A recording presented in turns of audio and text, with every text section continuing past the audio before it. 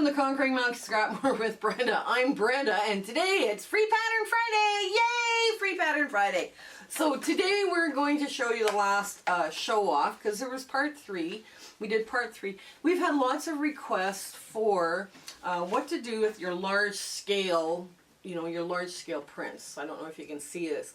And people are struggling with these because they get them in their stash and they're not quite sure what to do with them. So we decided, okay, let's play with these large scale prints and help give you ideas to help move them out. Now, this is one, it's a foundation paper piecing one, so you'll find the pattern in the show notes below, as well as the YouTube link from Wendy, and her YouTube channel is called Where Wendy Creates. Now, she is brand new. When we're filming this, I found her yesterday. So she is not expecting this at all. And when you go over there and check her out and you subscribe, tell her that Brenda from Conquering Mount Scrapmore sent you. I think this will be a little help her, little boost up her channel, and it'll be like, somebody's rooting for her, and this is what we're doing. We're rooting for the little guys on YouTube as well. Now, so this is where you're going to find the PDF is in the show notes, and on your device you either scroll down below the video or you scroll to the side. Anyways, it's wherever your device takes you to get that see more button, and then you'll click on it and you'll find the PDF, the Facebook group, which is growing rapidly. We're using the rooms as virtual sewing rooms. We're doing fabric exchanges, we're sharing pictures, we're asking questions, we're having a great lot of fun, and it's a growing, warm, welcoming community. So if you're part of Facebook and you want to join something like that, please come on in. They have also on there is your Zoom sew link for the monthly sew date that we have for the people who aren't part of Facebook, and then that way you get to meet all these lovely people, quilters, that are showing up on those virtual sew days. And it's not just Canadians or Americans. There's ladies from all over that are showing up, and it's a wonderful international community. We get a chance to interact with all these people and see what is inspiring them. Not what I don't want to see what I've put out for you guys to do. I want to see what's inspiring you, right? So if you have a chance to go to those Zoom sew dates, they're lots of fun. Share, like, and subscribe. I mean, we're hoping to continue help giving you guys free content, and we're just having a blast on this quilting journey and this crazy YouTube adventure. The other thing is I still do free speaking engagements for guilds. So if you have a guild that needs some help with their programming, or needs free a speaker or two, they're short for their year, give them my name.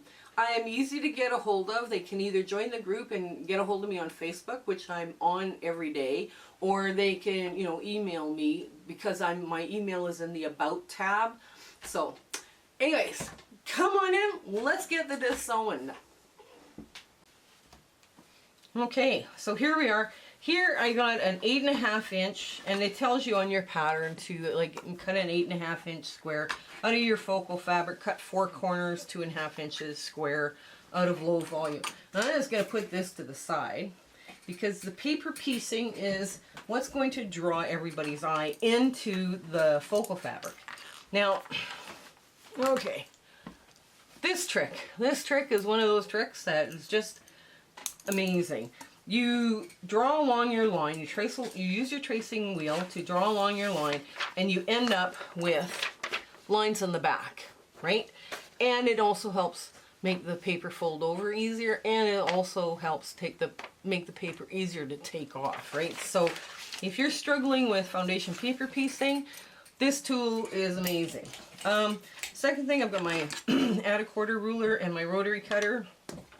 Hopefully I'll have enough all for this. Now, I'm only going to do 2 of these.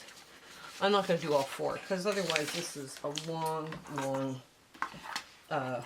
video, and I'm trying to be respectful of your time too, So what we'll do is just trim off this stuff and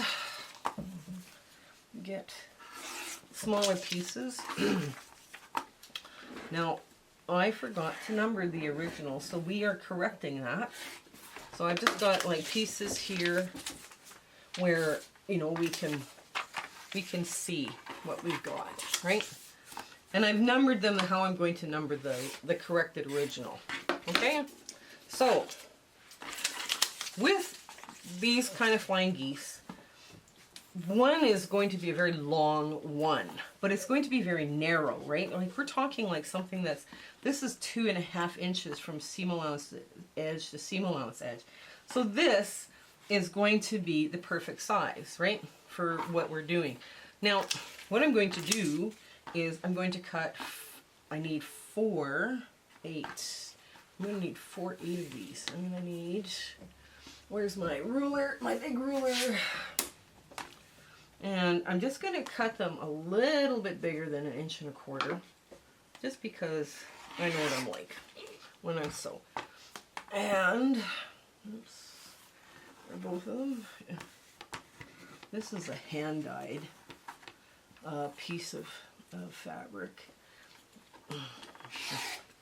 That's going to be the 4 number 1s, right? So I've still got some left, so I'll throw it back in here.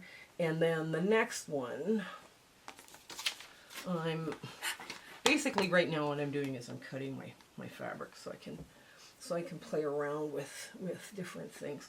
So 1 2 3 4. Yeah, I'll probably get 4 out of this. Okay, so the next one, I'm just going to cut another 1 and a bit, 1 1/4 and a bit. And there we go. That's all the blue that we need for this project. Easily. Maybe a little bit more than what we need, but that's okay. You know, I've got a few big pieces here. Then you got a little piece like this, you know. This I'm going to throw in my string bin. This I'm going to throw probably into my string bin. I'm not sure yet. This is a crumb. This piece here is probably too small to use for anything, so that goes into the pet bed. Alright, so now we've got our 1 2 3 4 pieces. I need 4 pieces of this. Yeah, we got 4 pieces. So now what we're going to do first is we're going to take our number 1, because this is all going to be number 1. Okay? Now I'm going to, because it's long, skinny, and narrow, right? Which is not kind of a bad combination. Long, skinny, and narrow. I'm going to pin it, because I don't have any glue here, but I'm going to pin it this way. Right? So that tells me that it's a long, skinny, narrow piece. Now, what I want to do is I want to cut both 2 and 3 at the same time. So it manages your time a little bit better if you cut 2 and 3 at the same time. And you do get, then you get a nice piece for your dog bed, and then for a pet bed. You get another one. Let's make sure we got enough on the bottom. Yes, we do. Now, normally, if I'm doing something really intensive that needs long, narrow pieces, I use glue. And glue can be your friend. So there's one piece of that. And here is the next piece of that. Okay. So you want, when you're flipping this over, because you're going to sew from this side, you put the wrong side against the wrong side. This is the wrong side. You're going to put that there, down, like that, and move it down just a hair. And then you're going to flip it over and pin to the center. Pin just one thing into the center. Right? Very simple. Oof, like that. And now, you've got it kind of centered, and now you're going to get your number 2 out of the way. Okay, and you're going to cut for number 3. So now you've got, I know you've done all this cutting already and you haven't sewed anything. I know. But just you're getting ready for everything to trim. Glue, okay, a pin will make your work curve this way. A pin this way. A pin the other way will make your curve this way, right? So this is why glue works, because everything stays nice and flat, and it's lovely. So let's get these pieces now where we need some whites, and we're just going to use random white bits, but they have to be longer than. So okay, and we'll go like that, And we'll put one here, and we're just going to put now the right side to the right side here, and we're going to lay it along this edge. And I've got the wrong foot on. Of course I do. I wouldn't start a video without the wrong foot being on my machine. I don't like using my 1/4-inch foot for foundation paper piecing. I don't see well enough around the pieces to actually make that work. So now what I'm going to do, I'm just going to run all the way up between the line between 1 and 2, and then about a 1/4 inch past. And that's it. We're done. That's one. Okay.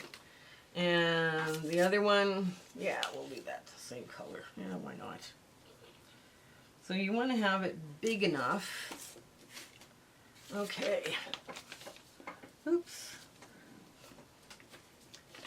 Okay, there we go.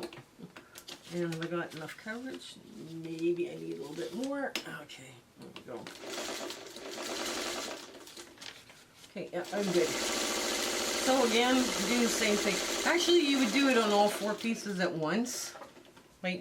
You would work on all 4 pieces at once. It just takes so much longer, and I'm trying to be respectful of your time. And I think if I only do 2, you can see what I'm doing without, you know, too much problem, right? Now, I'm going to take this and flip this out of the way. Okay. Now, I'm going to take the next piece, which is going to be a white on white, and I'm going to fold it over, and I'm just going to cut up the center, just like so, because I know I got lots. And I'm going to put it like this here. Make sure I've got good overage, right? Okay, yeah, good.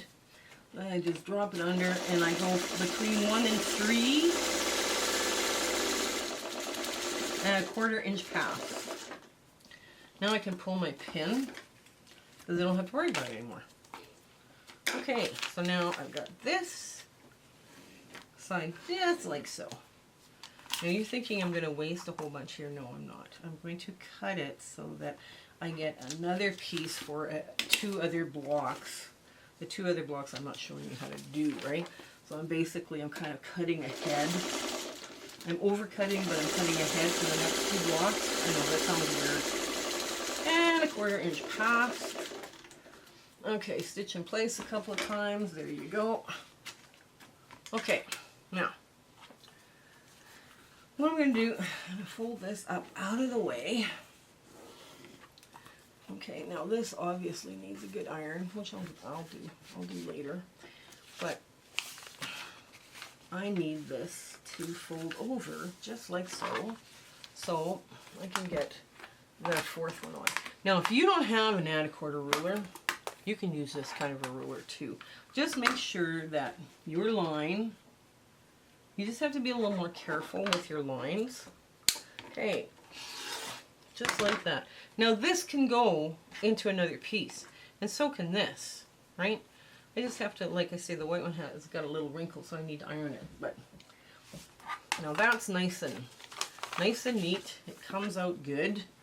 Let's get a blue, darker blue, and we can just go right across. There we go.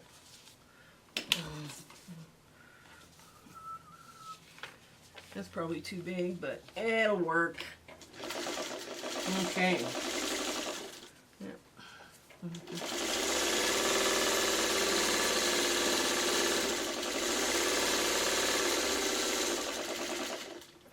All right, there we go. So we do the same thing here. Why have I got blue everywhere now?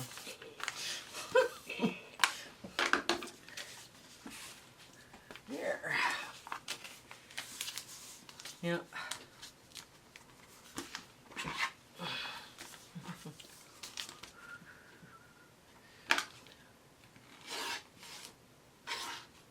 There we go.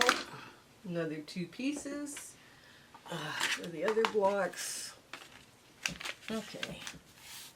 And let's put the same color. Oh yeah, let's put the same color on. Yeah, you can put the same color on these two, that's fine. Okay, so I'm going to, just like so. There. And now all I do is I follow the line, because I got to make sure it goes straight across, and which it does. And I want to make sure I get my nice sharp point. Okay. There we go.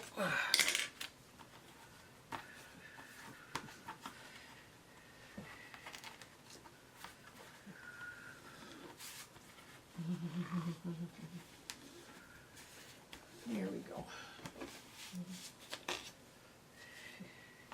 Now, I go back into my, because this is all my blue pieces that I'm going to use on the other two.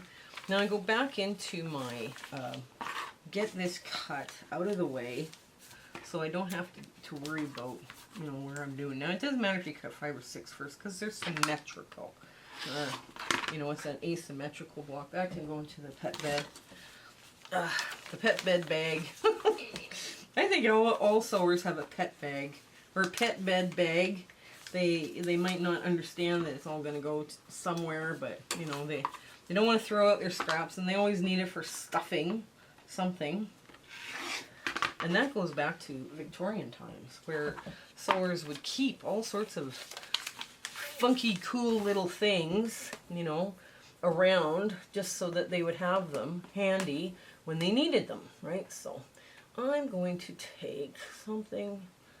Ooh, I kind of like that. No. Okay, let's keep it more neutral looking, and that's too short. I had got a big donation of shirting samples, and they're just the cutest things you've ever seen. I betcha I could do one of these. Yes, that would be good. I'll just run this up. Cut along the edge and just cut through. And I'll have a nice big triangle for the other side. Okay, so what are we doing here? 5? Yes, we are. Okay, let's do 5. So you just lay it across. It's kind of a bluey green thing going on here with the new fabric, but that's okay. It'll work. There's bluey green in the hand dye. And, okay, let me get this going. Stretch that up. I have blue. I shouldn't have wrote on that paper. I got a funny feeling I've got blue everywhere now. Oh well. Okay.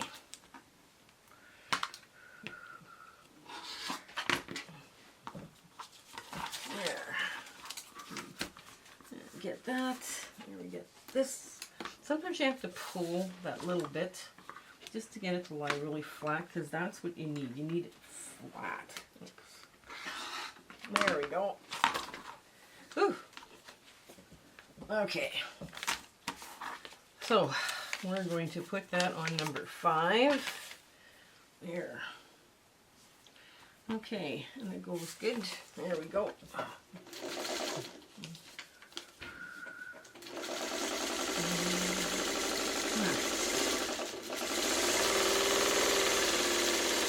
Right across, and then we get another big thick one. There we go. And see here, you can see that you're going to get another like elongated triangle thing going on here. Oh, let's put this in. That's cute. That's cute. Right? That's adorable, actually. Okay. I like a little writing sometimes in my blocks. They're fun. It's fun to have a little writing. Okay. So now I'm just going to put that down. Okay. And flip it over.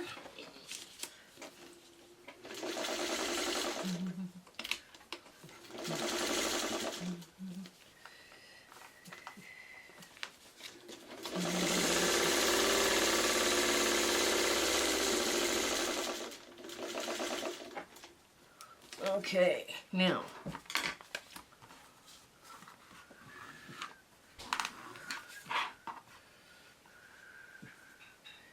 Here we go. We got some.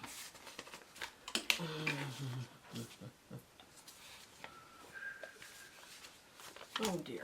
Let's get this in just a bit further along. There we go. Okay, now flip it over.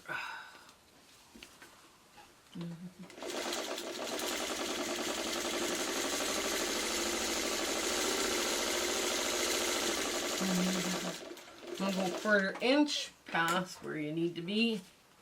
Okay, now, so here we're going to square this up and then stay stitch all the way around, and then we'll come back when we're sewing the block together. Okay, all right. I don't want to take up too much of your time today, so okay, I'll see you back here in a bit.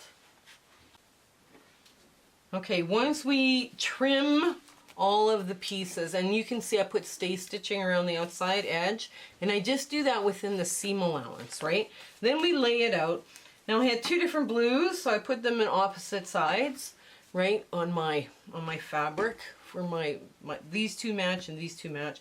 The hand dye is on the outside because it kind of, you know, starts to move to water. So let's get this webbing done. And the first thing we're going to do is we're going to get that corner. And you need an 8. Oh, I got the wrong foot on again. Always. Always. And you've probably done it a couple of times this video. Yay. Okay. That's okay. That's okay. We can do that. So let's put that all back. Make sure I got it all going the right way. Yes, I do. Okay. So this gets flipped over. And now I want to sew exactly on the seam line, right? Because I don't want to cut off my points, my beautiful point that I got. And I've got a good 1/4 inch there, so I probably shouldn't lose this point. I'll just move this out of the way because it's a bigger piece. Okay.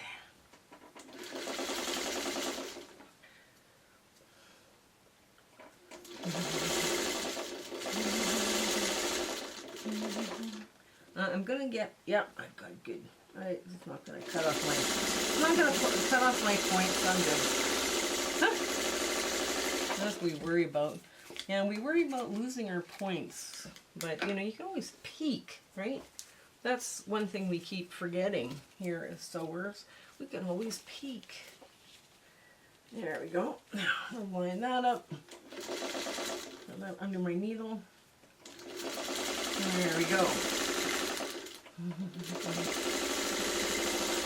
Okay. So it comes together exactly like a 9 patch, right? So here, I'll show you again. This is what, right? I mean, this is what we've got, and we'll just go like this. So basically, the seams go in to the feature fabric, right? And then these go out because that's the path of least resistance, right? There, now. So now we're going to get the next row of webbing done. And as soon as I get all my pieces off, I just found such lovely little posies in my scrap low volume bin. I thought, ooh, I'm going to have fun with this. Okay, here. And now this goes like this, and it's flipped over. Okay. And then we also have an opportunity to, here, make sure. If you sew with your point up, you never miss it. If you sew with your point on the bottom, you have to kind of, okay, I'm going to peek. I'm just going to look and peek. Yes, I've got lots of room. Or no, I haven't got enough room, or whatever. However that's going to work for you, right? Now, that's the hardest part about webbing. When you're assembling stuff like this, you need to be able to see your points. So, again, we're going to just put this out. Now this, I'm going to get rid of this board. Okay, I'm going to flip it so this is under, right? And this there. So I'm going to have good nesting, and I've got my point perfect. I got my point perfect on the other side because I got a little generous bit going on. So now, everything's, all the seams are going to nest, right, on our little project here. So let's get this lined up perfectly. Once we get it started, with your needle down, you can clip it, and then you can make your point absolutely, the nesting absolutely perfect. And once you're one thread width over the seam, you know, the seam goes this way, and once you're one thread width over, then you can drop your needle in the down position and get the next point lined up. So you have a perfect little thing. Now you're going to sew right on that line. You want that lovely little point to show up. Yes, we've got it. Perfect. Perfect. I love it when blocks like this come together so nice. Okay. Now, if I were to sew this like a regular 9 patch and just flip it this way, I can't see my point. Right? So what I'm going to do is I'm going to flip it that way, but I'm going to turn it this way. Right? So, here we go. Okay, line this up. There, nice, nice, nice. Down, there, don't clip that. And clip that. Now I can see what I'm doing. I can kind of lift stuff out of the way.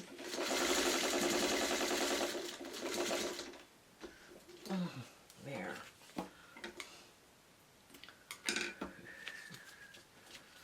This is kind of a fun nautical thing, and then we went with florals and everything. This is a great way to burn up some scraps too, you know.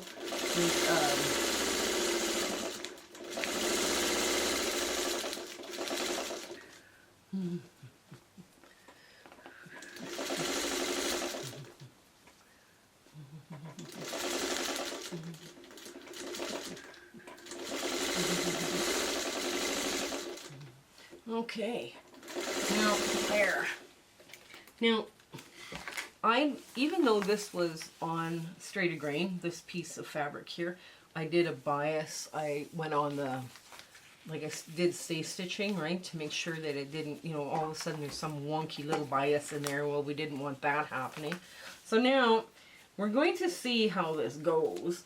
And on the back, we have this issue where we have some of it wanting to turn in and some of it wanting to turn out. And guys, once you get the paper off, this does lie flat. But you got to get the paper off, right? So you just kind of maneuver it so it lays as flat as it can. And then this comes in like so. And this goes back out. So basically it, you know, it'll nest that way. And if you use some steam, you can get this thing really, really flat. So let's cut to our ta-da moment. Okay, so here is Showoff Part 3. And when we did the first one, we got such a good response. I got a lot of emails from people asking for something with a little bit bigger square in the middle. So we decided to try 2 other ones. Now I'm going to try and put those videos in this show note below so you can see where the other ones are in case you want to do them as well. But this block is a lot of fun. Now, when I would be putting this into a quilt, I would be very tempted to put sashing in between and a cornerstone, and then with your sashing you can play around and make little sawtooth stars or friendship stars or whatever, just by, you know, putting your fabric in a certain way, just to give it a little extra, you know, pizzazz or whatever. I would try and keep the quilting very simple in this, because the focal fabric is what everybody wants to see, or this is what you want to show off. But this did come together very quickly, and surprisingly, it was because I picked the low volumes that go into the foundation paper piecing, I was able to get, you know, more than one cut out of everything. So that worked out really well for me. So I hope you give Showoff 3 a good try, and that everything goes really well for you in your life, and you have a grand week ahead. Okay, until we meet again, take care. Bye! My husband and I would love to thank you for all of the amazing people that we have met along this crazy YouTube adventure that we've been having. We do free speaking engagements too. So if you're part of a guild and they're looking for, people to talk and, and chat with, in their monthly meetings, tell them that I'm doing free ones just to help the guilds out, because it's been a tough time for the guilds as well. Share, like, and subscribe with your friends. Make sure that they're, they get the word out on us. That's the best way you can do to help us out. So until we meet again, I want to thank you. Okay, goodbye.